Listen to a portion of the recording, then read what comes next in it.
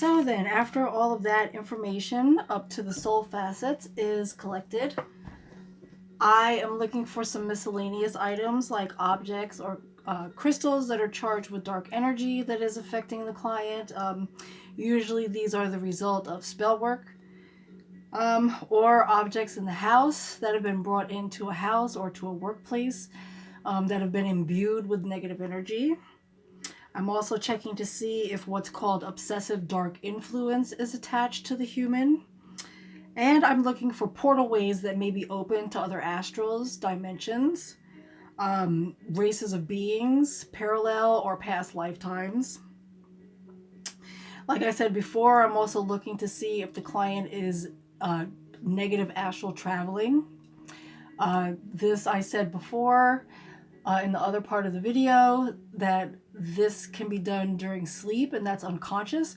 But also I found in the past decade that negative astral travel can happen consciously by indulging in negative thought patterns. That will take your energy to the negative astrals. I'm also looking for to see how much of the mental life of the person is being occupied by other beings, how much of the person's emotional life is being occupied by other beings. I'm also checking for the dark energy influence on a scale of 1 to 100. And then we come to another very large chunk of my inquiry process, and that is I am looking for curses, pacts, bindings, spells. That was all part of my coursework 10 years ago. However, I additionally, over these years, and I don't know if any other practitioners of soul realignment do this, but this is how my practice has evolved and developed. With my Akashic Records, guys, I'm actually logged into the Akashic Records while I'm shooting these series of videos to explain the reading work. They are right here with me. They are giving me energy and stamina to do these recordings because I've been wanting to do them for a long time, and it's time, right? I additionally am looking for hexes. I am looking for threats, and I am looking for dark magics that are being affected on the client. So curses, you can also find on ursulacarrie.blogspot.com. I have talked about curses, what curse energy is. You can find that article. Just go to the drop-down menu on the sidebar. Or scroll down, you will find a whole article about curses that I wrote last year, how curses are affected. We have to have a receptive energy to receive curses. We are an actual energetic participant in the receiving of curses. So I've written about that. You can go check that out. Also, I'm looking for pacts. Pacts are agreements made with negative souls where the client is giving up something, some quality, emotional, energetic quality, in order to receive something. Now, usually when a client enters into a pact with a negative soul, of course, there is a deception involved. A negative soul will convince the client to give up a certain thing about themselves, like perhaps giving up empowerment in order to receive something else. It always backfires on the client when they enter into a pact because, of course, it's another deception that negative souls bring to a positive soul of the light in order to gain power and control. I am also looking for bindings.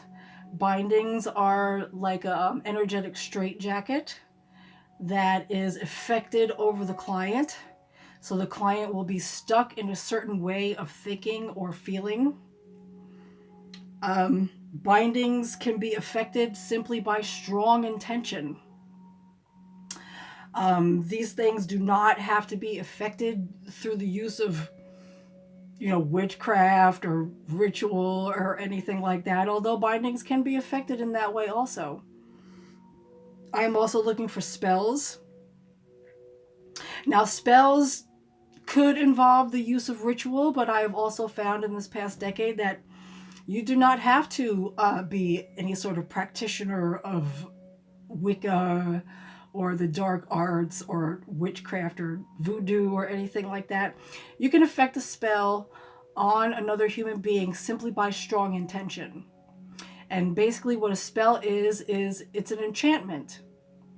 It's a manipulation that's meant to draw that person in, not necessarily to the person who is casting the spell, but to draw that person into a sort of enchantment that will make them think a certain way or feel a certain way or be stuck in a certain kind of way of thinking and being, that will have manifest consequences in that person's physical life. So also then, in addition to curses, pacts, binding, and spells, I am looking for hexes. Hexes are basically energetic roadblocks. So when you hex someone, hexes also, I found, do not have to be affected by any sort of ritual. They can be affected by someone just sitting and thinking and obsessing about the client. And a hex is an energetic roadblock. So the client is going along, they're, doing their due, and then all of a sudden, they get to a roadblock in the road. And they go to turn the other way, and it's there too. They turn around and try to go back to where they came from. It's there too. So a hex basically boxes a human being in to a certain thought pattern or a certain feeling pattern that keeps them stuck. So, for example, say, let me look at my paper. I have my list of say someone says, they want the person to be unsuccessful. Like I want them to be to fail at their business. And someone is thinking about the client, I want them, they're going to fail at their business. They're going to fail at their business. And if they put a lot of intention and thought and feeling, because feelings really are what affect physical manifestations here. Feelings are very, very powerful. Emotions are very, very powerful. So if someone is thinking about the client, that they, are wishing ill on the client, that they fail at their business, and the thing about hexes is the client doesn't have to have a receptive energy to it, like with a curse. It's put on the client. Like I said in one of the other videos here in this series about the reading and clearing work with me, thoughts create, but mostly feelings create. Thoughts create things, but feelings give rise to thoughts, and then that is what creates. So if someone is wishing this failure at the business for long enough, this becomes a hex on the client, and then the client, no matter which way they turn, whatever they try to do, they fail at the business. They try to start this business and they fail. They try to do this and they fail again. Or they're trying to stay in the same business, but everything that they try to make their business a success, it just falls. That's how hexes work. I'm also looking for threats. Threats are an intention projected onto the astral plane, onto the planes of energy. Like I said before, energy, everything that is manifest in the physical starts out here and it trickles down into the physical. A threat is an intention that is meant to trickle down in the result of physical harm. And this can take like a myriad of forms when a person has a hex on them. So I'm looking also for threats. Dark magics I'm also looking for. I have also found in this past decade that dark magics do not have to be affected by any sort of practitioner of manipulative magics. And I'm going to say right here, all magic is manipulative. All intentions to interfere with the free will of another being is manipulative. Witchcraft is manipulative. Voodoo is manipulative.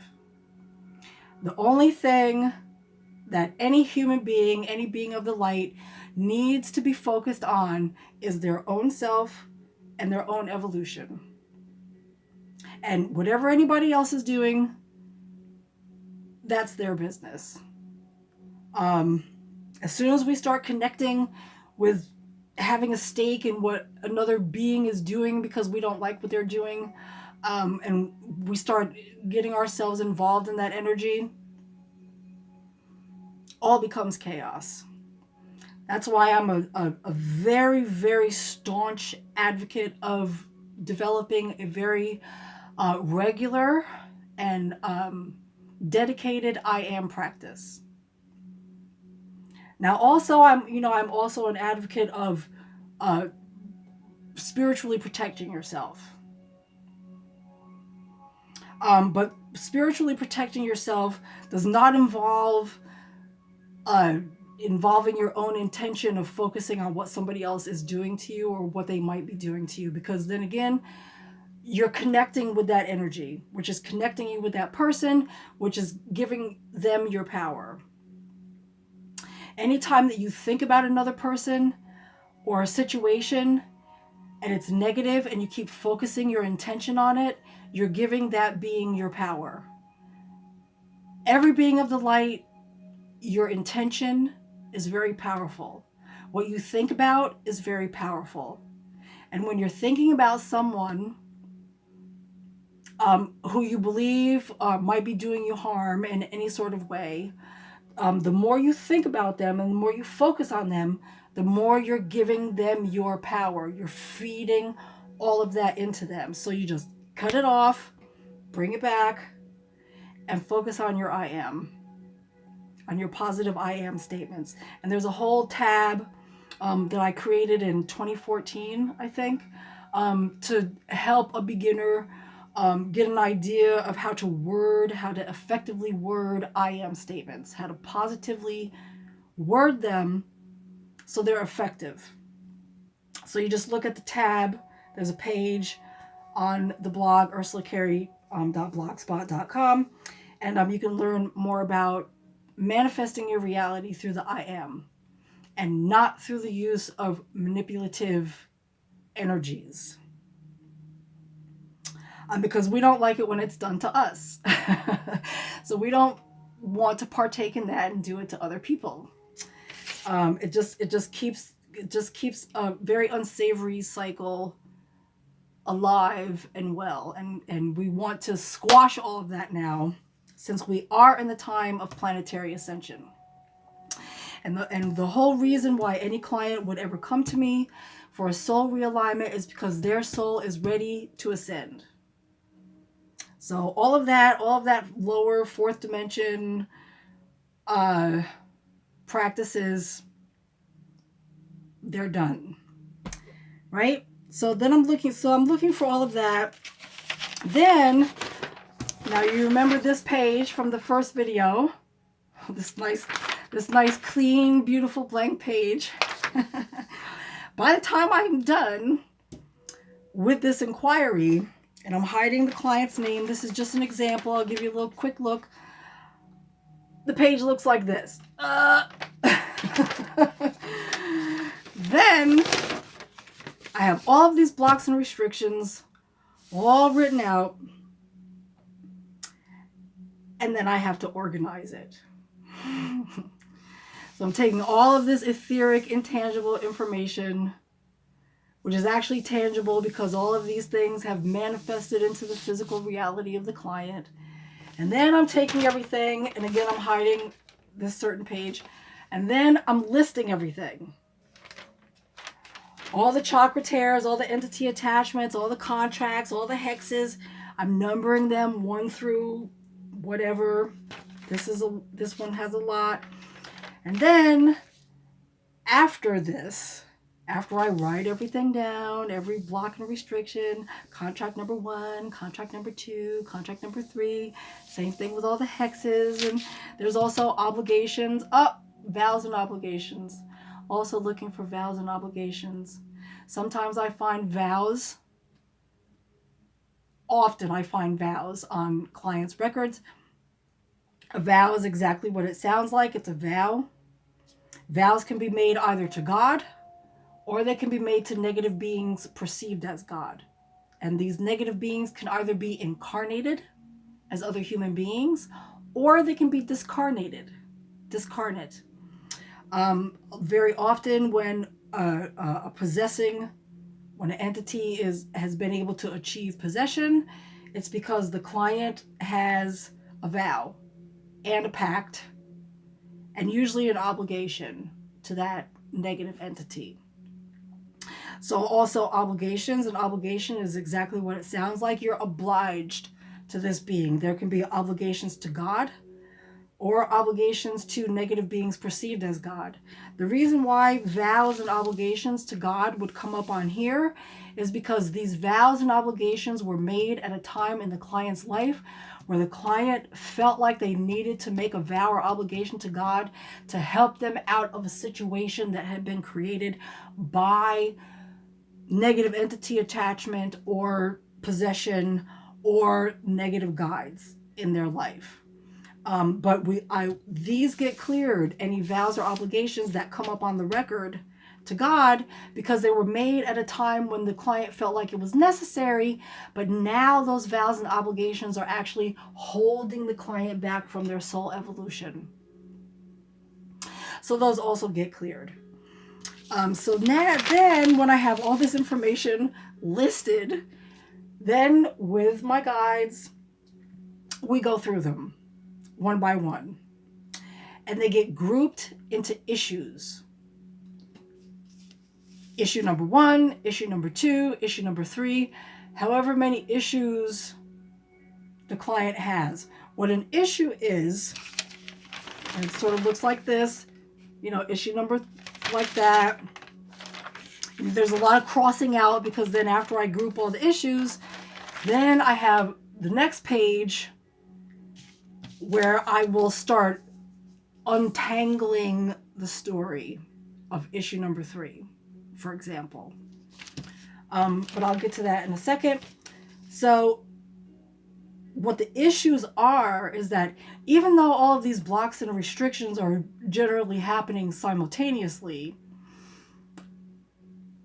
there are individual blocks and restrictions that all go together in a theme. And that theme is the issue.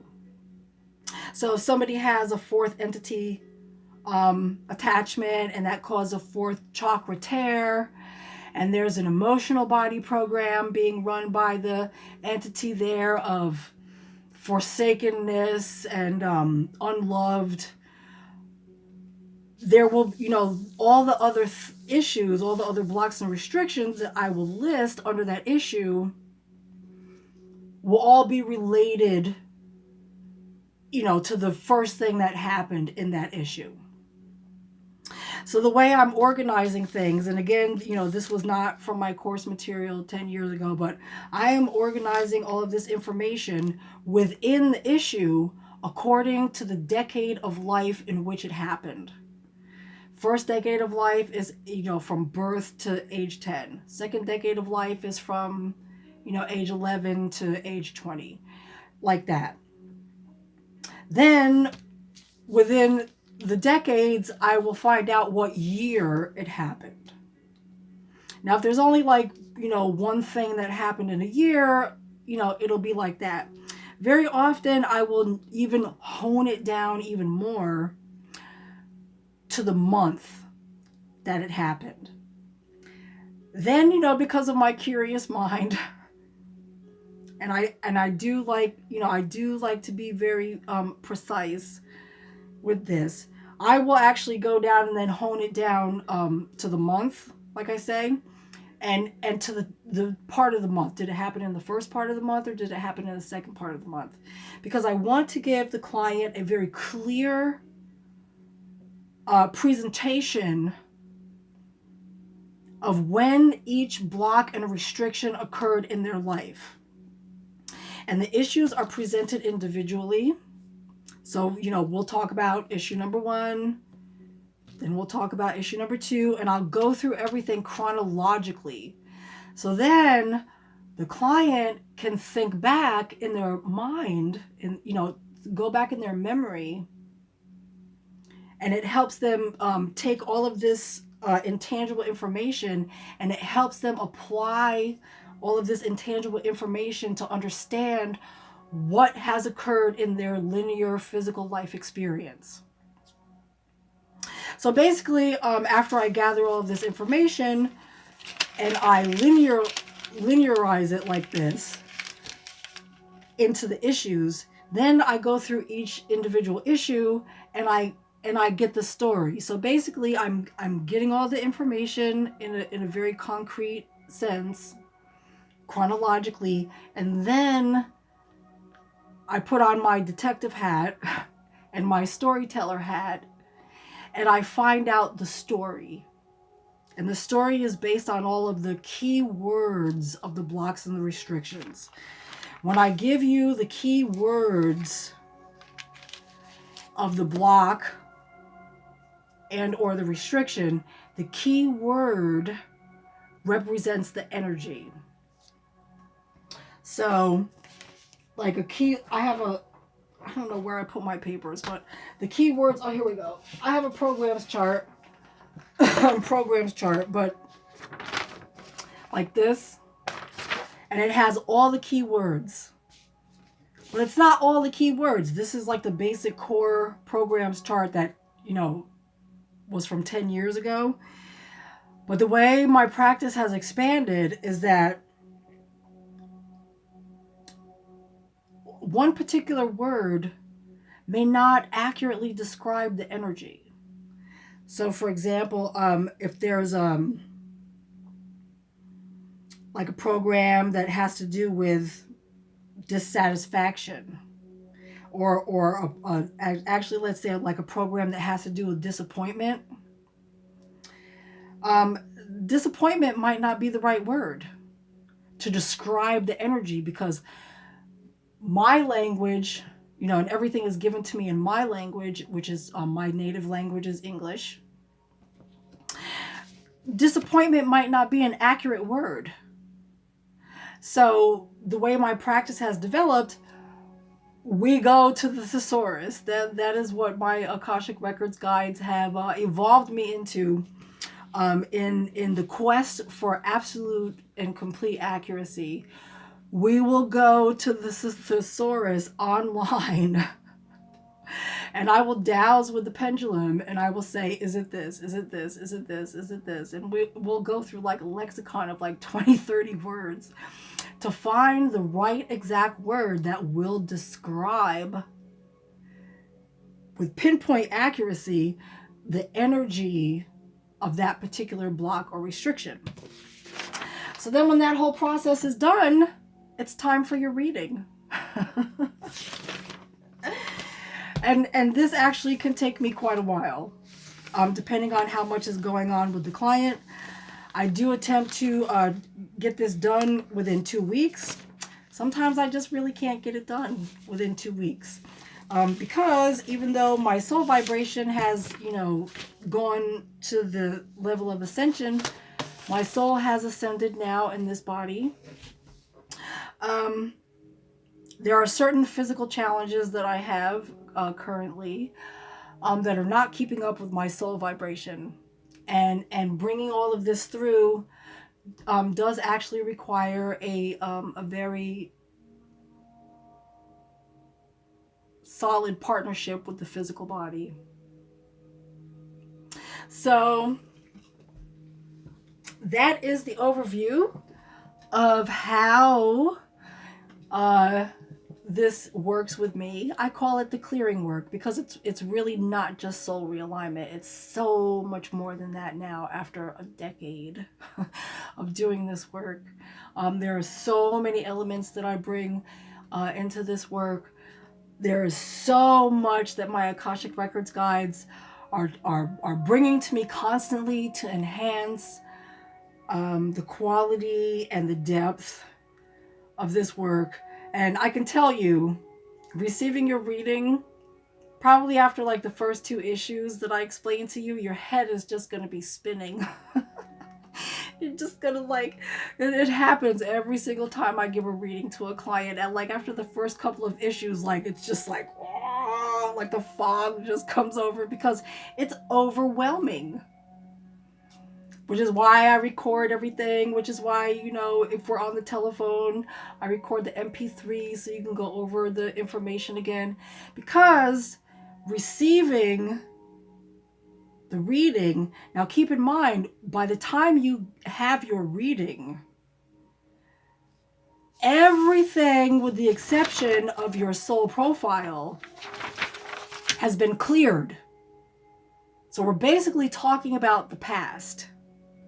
We're talking about everything that happened in your life up until the time that my pendulum stopped and my Akashic Records guides told me the clearing is complete. But you need this information, just like I needed the information in order to conduct your clearing effectively. You, as the client, need this information that I gathered, even though everything has been cleared already for you, because we're doing the heavy lifting here. My Akashic Records guides and I and your guides and your own beloved I Am presence have already done all the heavy lifting for you. Everything is gone by the time I consult with you. However, I assign to you a 21-day homework prayer. And this is called a cleansing prayer. The purpose of this prayer is to recondition your conscious mind, because your conscious mind is the director of your subconscious. And it is your subconscious that manifests in a trickle-down effect the physical reality that you're experiencing. So the clarity of the information that gets delivered to you in your reading, even though everything has already been cleared, assists you in the saying of your prayer for 21 days, which is meant to empower you through your conscious mind in communication with your subconscious, that the reality that you used to experience is now over. And that has changed, and now you're on a new footing, on a new path. Because, if you read anywhere in science, it takes 6 weeks to affect any cellular change in the body. And the clearing that I do for you goes down into the cellular structures of your being. So you are being renewed from the depth of your cells. Your DNA is being restructured. All of the memories, all of the experiences that have been imprinted into your DNA. And that's something else that I suggest that you look up. Cellular imprinting. One's experiences in life get imprinted into the DNA, and that's where the whole concept of ancestral memories comes from. Look that up too, ancestral memories. Everything that my father experienced in the civil rights movement got imprinted into my DNA. So even though I wasn't there, every time I see one of those old films of the marches, I start to cry. Because that was imprinted into my DNA, because my father experienced that before I was born. So that is the conclusion. After you get your reading, you get your homework. And I explain everything thoroughly and completely, just like in these videos, but in even more depth, if you can possibly imagine, because it's based on each individual. Each reading takes about 2 to 3 hours, depending on what's going on, because I want to make sure that the client gets sent off fully equipped to navigate this new beautiful reality that they have been set into. And you don't have to come back and see me again. Unless some crazy thing happens and you feel like you need another clearing. But, I like to send you off fully equipped to continue on your journey. And that's my service. With love and service in the light. Thank you so much for being here, and I look forward to serving you. Thank you. Mwah. See you next time.